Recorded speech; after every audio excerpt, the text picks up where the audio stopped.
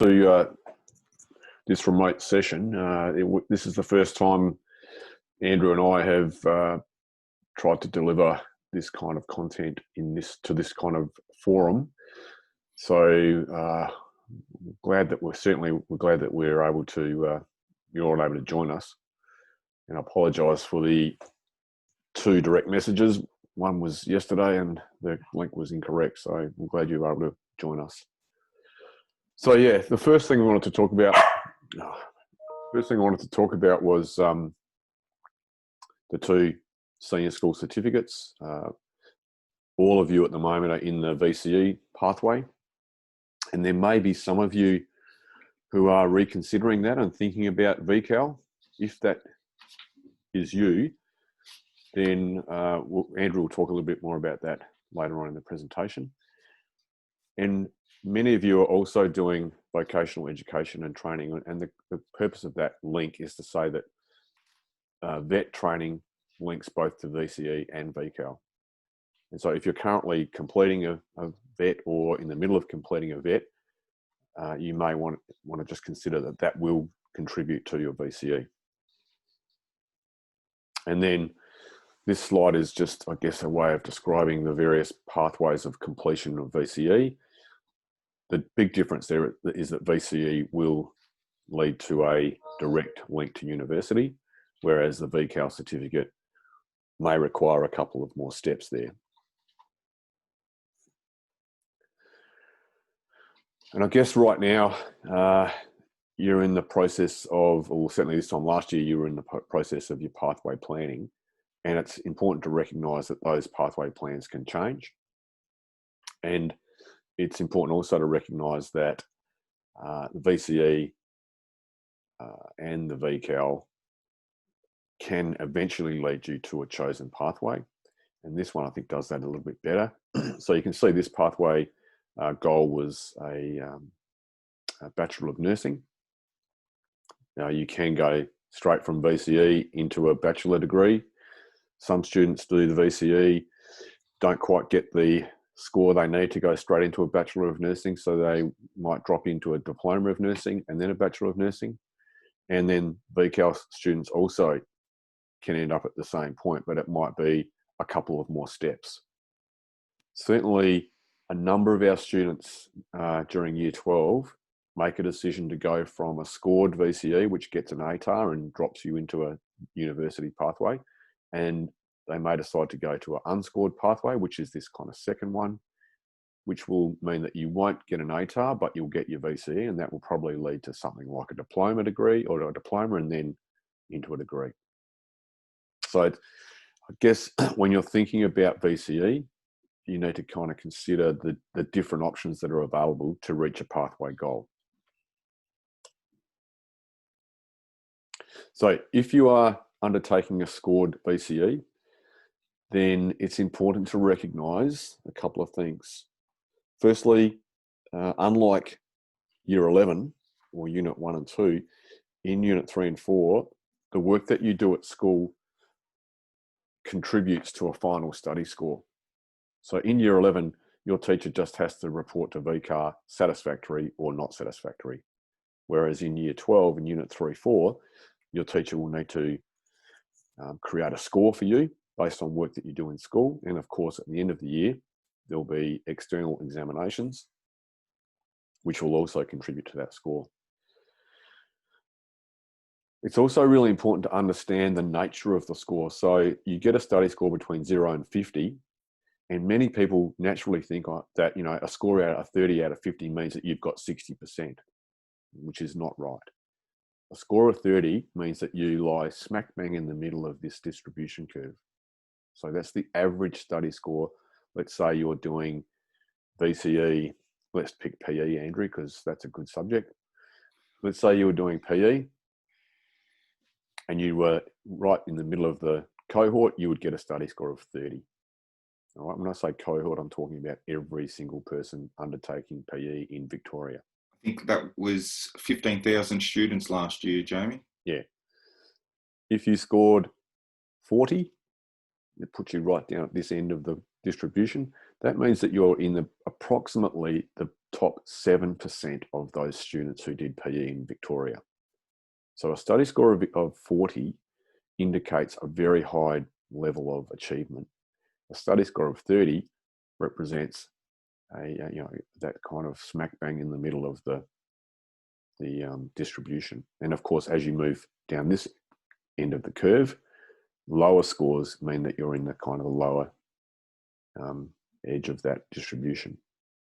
I think that's important to understand, because you need, as you start to think about study scores, you need to think about what a score of 30 means, what a score of 40 means, what a score of 45 means, what a score of 15 means. And then, of course, there's a difference between a study score and scaling. When we talk about study scores, we're talking about the score that you get in a particular subject. When we're talking about scores for ATAR calculation, some of those scores are scaled. Some scores are scaled up and some scores are scaled down. And the reason for that is that what we're trying to do there is to ensure that a score of 30 in English is the same as a score of 30 in history and a score of 30 in physics. So there is some movement of the scores in terms of scaling. And that's, I'll talk about that in a moment, because it's important to think about that. Okay, and these two students we're going to show you now, what we're trying to do here is to show you, or to talk to you about the importance of thinking about the subjects that you are going to do well in order to maximize a score. If your goal is an ATAR, then you need to think about your studies particularly carefully. So for this student, if you notice the study scores and scaled scores, you'll see that this student actually had the majority of her scores were scaled down. So VCD, for example, 48 down to 47. Further maths, 43 down to 41. Psychology, 41 down to 39. Health and human development, likewise. However, the really important thing to look at here is the study scores. They're all particularly good, maybe apart from dance. All right, so even though those scores were scaled down, if you look at this particular score, the aggregate is 173.07, and we'll talk more about that in a moment. And that converted to an ATAR of 95.15, a particularly good score. Compare that to this student. This student has chosen subjects that were scaled up predominantly. English wasn't, but languages certainly was. Specialist maths was. Algorithmics was. Accounting slightly down. Physics slightly up. But unfortunately, these study scores are particularly poor. So even though they chose subjects that were going to be scaled up, they ended up with an aggregate that was at about 100, which gave them an ATAR of 48.1. Now, 48.1, obviously not as good as the previous student, and won't get them as many options. Okay, so yeah, the scaling, I'm not going to try and explain to you everything about scaling, but just understand that the scaling process is designed to ensure that there is equity across subjects.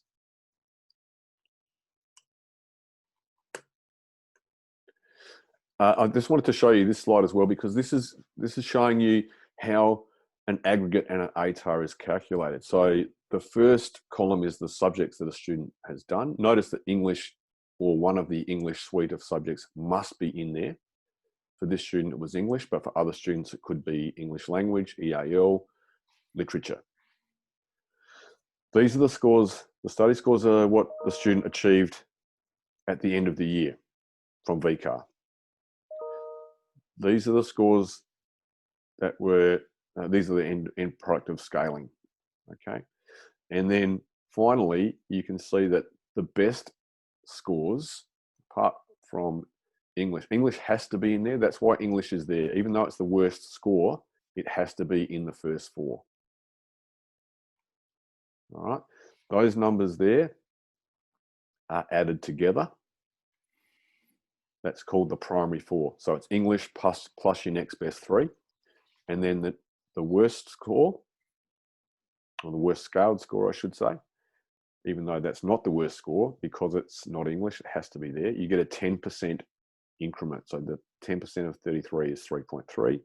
Those numbers are all added together to give you an aggregate 141.1, which converted to an ATAR of 80.3. Now, what that really means, what is an ATAR? It really is, where does your aggregate lie along this continuum? So if your aggregate lies there, you're going to get an ATAR of 95. If your aggregate is down here, you're going to get an ATAR of 35. So the ATAR is simply, where do you lie along this continuum? Where does your aggregate put you out of all the aggregates in Victoria?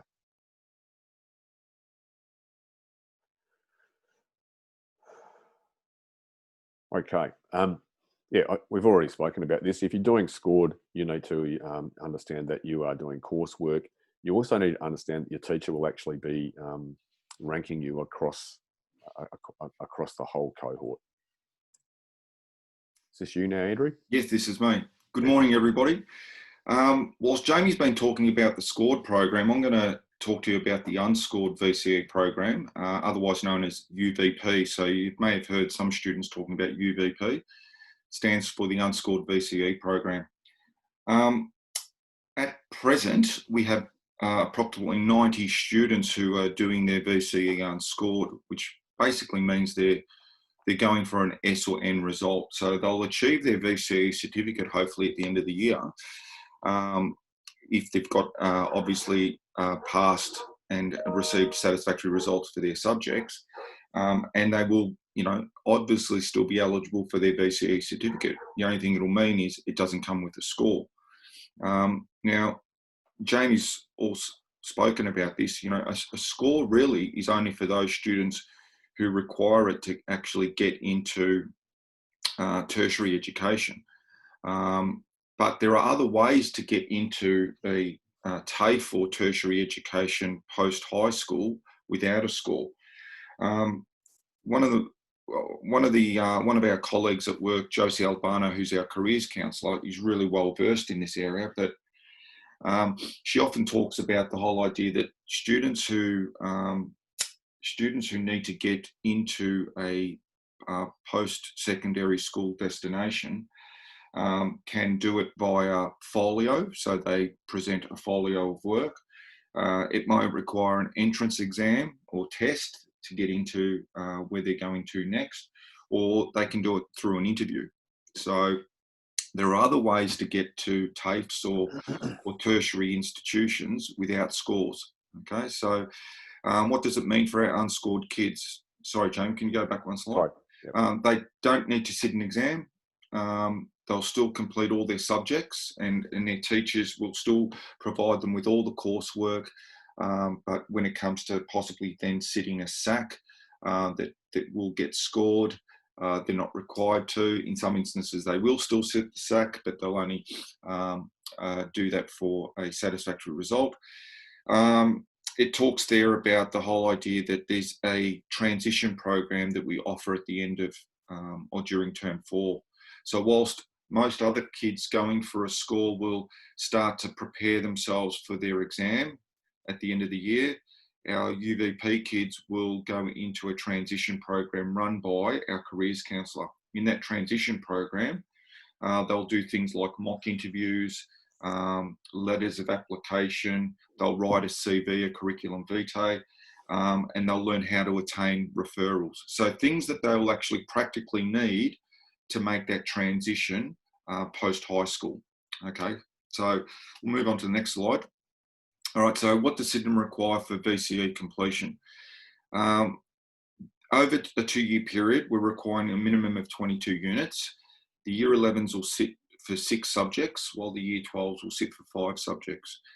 At least 4 of the subjects, at least 4 of the units, not the subjects, 4 of the units must be English.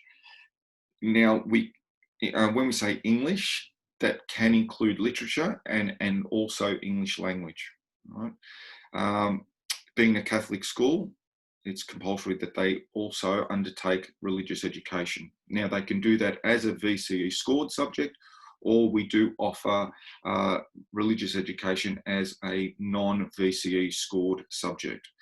The remaining 3-4 sequences or subjects that they choose is up to them. All right, and we've got an array of those that they'll pick through web preferences. So what are the minimum requirements? Minimum, in order to get your VCE certificate, out of the 22 units undertaken, you must satisfactorily pass 16 of them, no fewer than 16. Out of that 16, 3 of them must be English. So if you have not passed Unit 1 English, basically it's huge that you obviously get Unit 2, Unit 3 and Unit 4 English. Otherwise, you will not be eligible for your VCE certificate. And you must have a remaining 3 sequences of 3-4. So that means, you might have passed Biology Unit 3 and 4, Health and Human Development 3 and 4, and Physical Education 3 and 4. And that way you'll have your 3 other sequences, okay, other than English.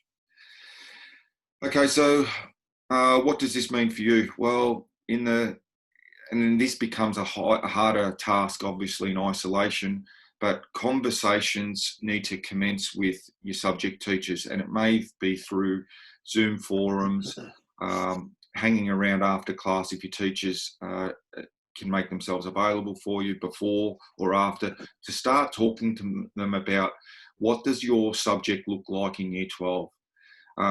At this point in time, we've put everything up on our student handbook, but it also might pay to pay a visit to the VCAR website to read some of the material that's put up there about particular studies.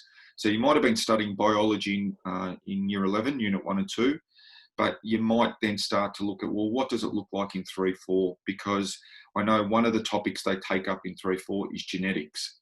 All right, so in physical education, my subject, one of the subjects taken up in 3-4, not done in Unit 1 and 2, is biomechanics. So, if that really interests you and you really want to pursue this, do the research, all right, and talk to your teachers. At this point in time, we're asking you to go for your personal best right now through from here to the end of semester 2, where there will be examinations, right? And we'll look at those exams, and hopefully you've done well in those exams. That it gives you the confidence that you're tracking the right way in your subject, and that you're confident enough taking that into Year 12. Okay, next one, Jamie. In terms of our promotion policy, all right, we do have a standard. All right, so we're asking that you pass at least 75% of your Unit 1-2 subjects in order to be promoted into Year 12. We have had students repeat Year 11. Okay, in terms of the vet, we're asking you to pass 75% of your Year 1 vet subject. All right, the units within your UOCs. So 75% of your UOCs must receive a competency in order for you to be promoted into the 2nd year of that subject, okay? And finally, it's possible for students to opt out of your scored program and into the Unscored VCE program. You're still eligible for your VCE certificate, but you won't receive an ATAR at the end of the year, all right? I think this is you now, Jamie. Yeah, thanks, Andrew. So you would have received, or you will receive this week in the mail a pack from the school, which will include a login detail and access code for web preferences, and you'll access that through this website. Now, if you haven't received that by the end of the week, can you please direct message Gina Zumbo at the college, and she will endeavour to provide you with that. So what I'm going to do now is just take you through that process on web preferences. Can we see that screen, Andrew? Yes, you can see that. So you'll just go to that website, you'll put in your details, and then you'll log in.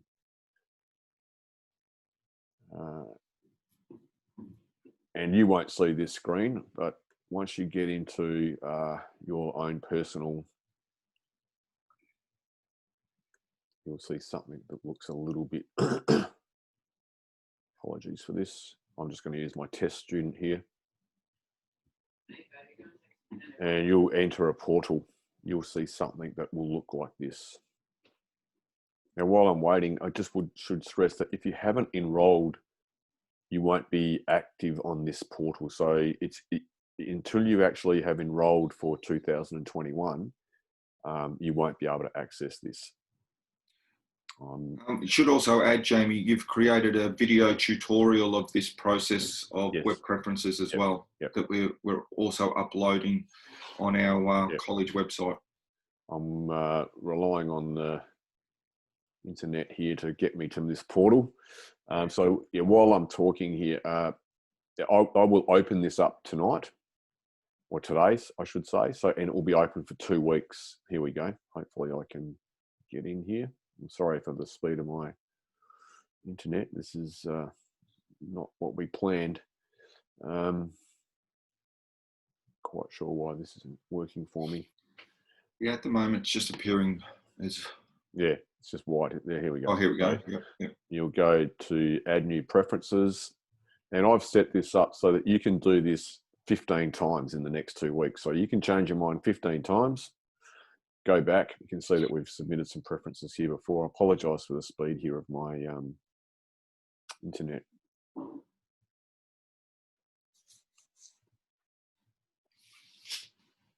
So yeah, it'll be open for 2 weeks. I'll kind of talk to some stuff that I was going to talk to in a moment. It'll be open for 2 weeks. We'll close it in 2 weeks' time. So on the 12th of August, we'll close this. We'll then get all of the people who've chosen every subject. So for example, everyone who's chosen biology will create a list. Everyone who's chosen maths methods will create a list, and we'll send that list to the learning area conveners, who will then look at those lists and kind of make sure that the people that are choosing these subjects are making wise choices. So the fact that you enter these choices over the next 2 weeks doesn't mean that you are guaranteed of getting into that subject. It just means that these are your preferences. All right, so the first thing you'll be asked to decide is whether you're going to do Year 12 VCE with a scored religion, so text and traditions or religion and society, or are you going to do VCE with a non-VCE religion, including applied RE? Now I'm going to opt for, firstly, I'm going to say, okay, I'm going to do VCE with a scored religion. So I'll click on that stream. If you're a Salt and Light student, obviously you'll be down here. It's not taking me in.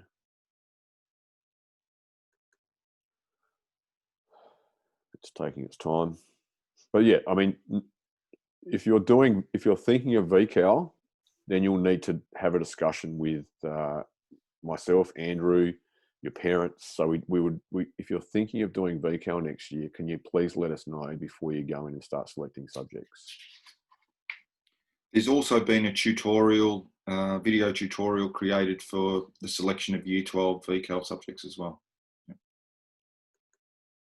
Here we go. I'm sorry, again, it's taking its time. This is not a difficult process, I must admit. It's pretty self-explanatory, but I'll just show you. And it normally goes quicker than this. Yeah, it's much quicker than this. I don't know why this is happening, but maybe it's just the amount of traffic we've got in this webinar. I don't know.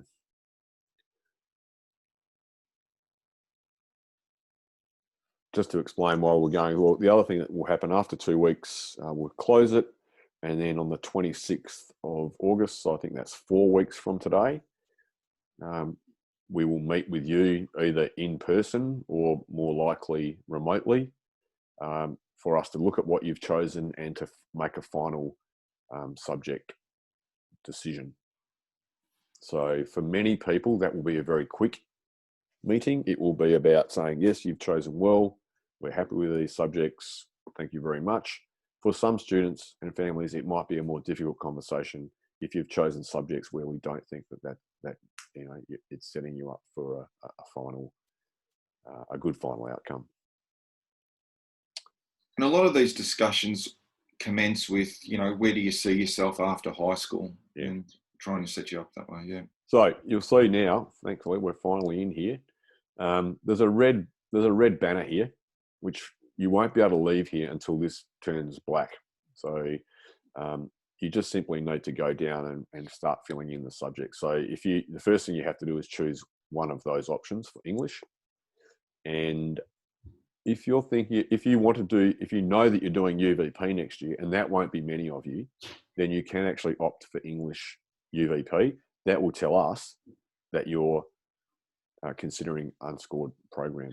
I should have mentioned, Jamie, too, when I was talking about UVP, we've got some students who are choosing to do scored English, but UVP in the remainder of their subjects, because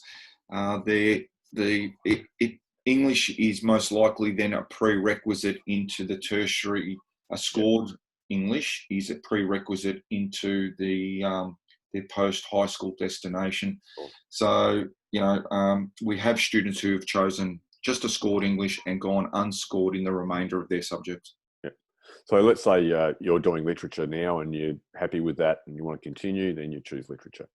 Because we're in the scored RE section, then you will choose one of these. So you might be doing text and traditions and you want to continue doing that. And then we're asking you to choose 3 other subjects. So, these are your choices. All right. So let's say you're currently doing legal studies and you're enjoying it. Let's say you did general maths this year and you want to do further maths next year. Is it? It's not there because it's. Jamie, just a couple of questions. Yep. From parent. Yep. Does applied RE give you extra ATAR points? No. Applied RE doesn't give you extra ATAR points, but if you complete the certificate, it can count towards your VCE completion, and it will count as a 10% increment. So that last subject at the bottom of the ATAR calculation, what it will do, it will take the average of your study scores. So let's say you averaged 35 across your 4 studies. It will give you 3.5. And so we'll add 10% to that increment. The other question we have, Jamie, is what is a Salt and Light student? Oh yeah, Salt and Light students, they know who they are. They're students who were doing 2 Unit 3/4s this year. So it's not possible to opt into the Salt and Light program now. Those students are already in there. So then we ask you to choose some reserve subjects.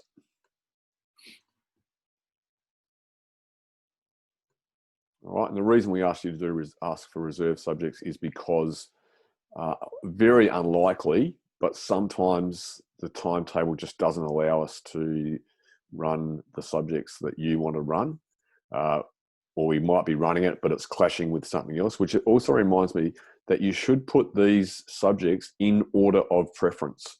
So if legal studies is your most important other subject, put it at the top. Because if you don't, then when we're creating the timetable, if there's a clash between legal studies and psychology, you'll go into legal studies. All right. So unlikely. Yeah. Sorry, mate. That's all right. Around the difference between scored and unscored RE, and do you have to do religion if you do scored VCE? Yes, you do have to do religion. The difference. Okay, so that's a good question. If you do RE here, one of those 2, then that's counting as one of the 5 scored subjects. So this student's doing literature, text and traditions, legal studies, psychology, physics. They're the 5 scored subjects. This student will have a whole line of free lessons. All right. Now, if you decide to do unscored RE, those subjects are much less rigorous. There's very little assessment. It's more experiential. There's no exam at the end of the year, but it doesn't count towards the ATAR. So what the students who do unscored RE, they have to choose 1, 2, 3, 4, and then down here there'll be 5 subjects. There'll be a 5th preference here because everyone has to do 5 scores, and they will have a half a line of free lessons as opposed to a whole line. So the advantage of doing a scored RE is that you get a whole line off. However, please do not choose scored RE unless you are very interested in RE, because Right. it's just like another VCE subject. Some more questions. Is it compulsory to do a year 2 vet subject? No, it's not compulsory. No, if you have completed year 1 and you don't want to complete year 2, that's fine. However, if you're enjoying vet and you're doing well in it, vet can count. So let's say this student was doing hospitality or kitchen operations and wants to continue it, definitely pick it, because that VCE certificate in kitchen operations will count for a score. The other thing that I'll just point out is you'll see some of these subjects have dollar values next to them. They are levies that are on top of school fees. So once you've made those choices, then you can click proceed. I'm conscious of the time here. We're running. It's 9:40. Yeah, there's quite a few questions too, Jamie. Yeah. So you can ask those questions now, Andrew, if you want. Yeah. Okay. Where will I go to? I've got a question here in relation to vet, and I can answer this question. Some vet subjects are scored, which means they'll carry an exam at the end of the year and they'll contribute towards an ATAR. Yep. Whilst some vet subjects are not scored and therefore do not have an exam and therefore will not contribute towards an ATAR score. As I said, those vets can contribute to that 10% increment. So if you complete a certificate, it won't count as a primary 4, but you will count as one of those 10% increments. I'll just finish here on this and we'll head back to questions. So now you've got a final kind of check. Are you certain that all of these are the subjects you want to do? Double check, yes.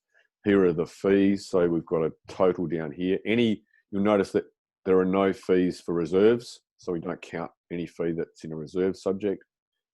Once you're happy with those choices, you can submit those preferences. And this will just take you to a receipt. So, when you did it, here's your final subject totals. Here's the subjects that you've chosen. Some information about the interviews that we have on the 26th of August. You do have to make payment for those fees by the 2nd of September. However, if you are having trouble with that, please contact the college finance team and they will talk to you about how that can be, how we can arrange that. I would say to you that, those levies are there for a reason. Obviously something like certificate in kitchen operations has a significant amount of on costs. Jamie, I'm conscious, we've got about 4 minutes left. Yep. I'll put some more questions too that are coming in. Yep. So once you've done that, once you've done that, then you can print that off. Keep going, Andrew, sorry. This is from Abby, who did year 11 RE 3-4. Yep. And does she have to do RE in year 12? She should do the unscored RE option. So if we go back to, haven't had time, but if you go back into web preferences and you're choosing VCE with unscored RE, you will see that there are some choices there like faith and action or RE band, RE art. You will need to choose one of those, yes. This is another question. Do year 12 students have to do an enrichment subject? No. For many of you, this will simply be about deciding which subject that you're currently doing are you going to drop. So for some of you, that might be your vet. For others, it might be other subjects. And it may be that you need to choose a subject that you are not doing at the moment, in which case you really need to have a good discussion with the teachers of that. I'll just finish on this slide, Andrew, and then we can over to questions. Just to remind you of the timeline, I think it's important to know that we'll open this web preference up for the next 2 weeks. You'll select your subjects. We'll close it on the 13th of August, and we'll be looking at what you've chosen and talking to LAC linear conveners about those choices. And then August the 26th, subject selection interview via Zoom, probably, where we'll confirm or amend your subjects. as I said earlier, if you have not re-enrolled for 2021, you won't receive a course selection form. So once you re-enroll, then you'll receive that form.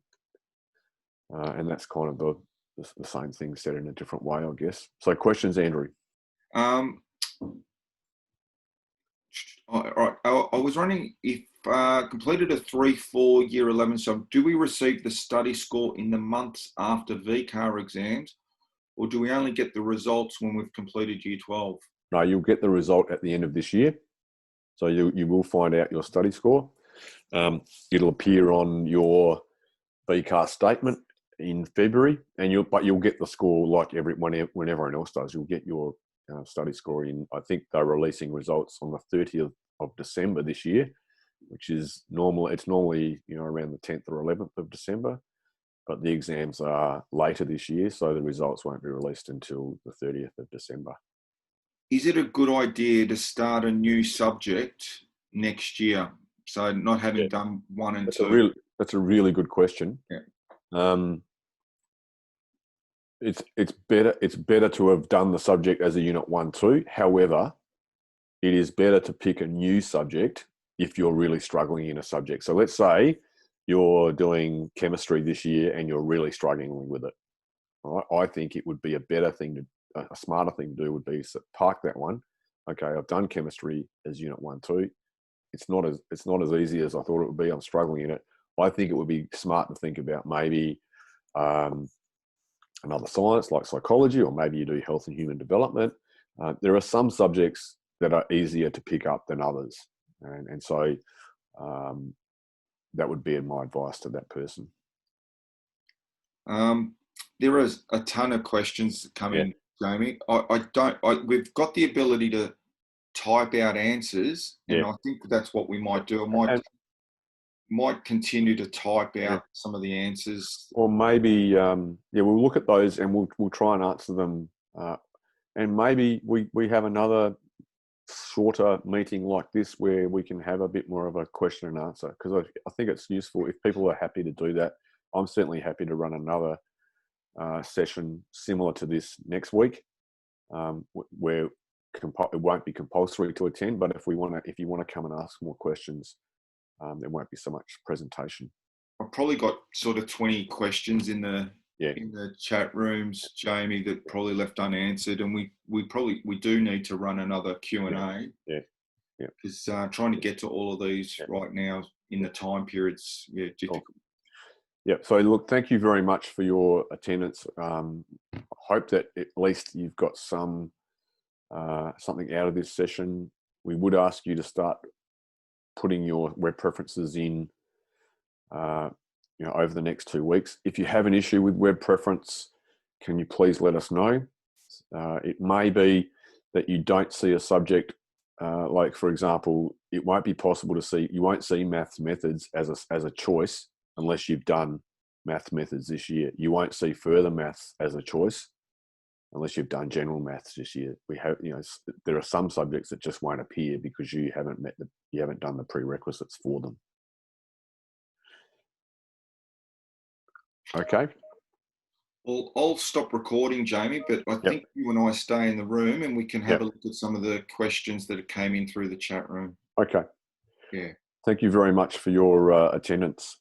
Thanks, everybody.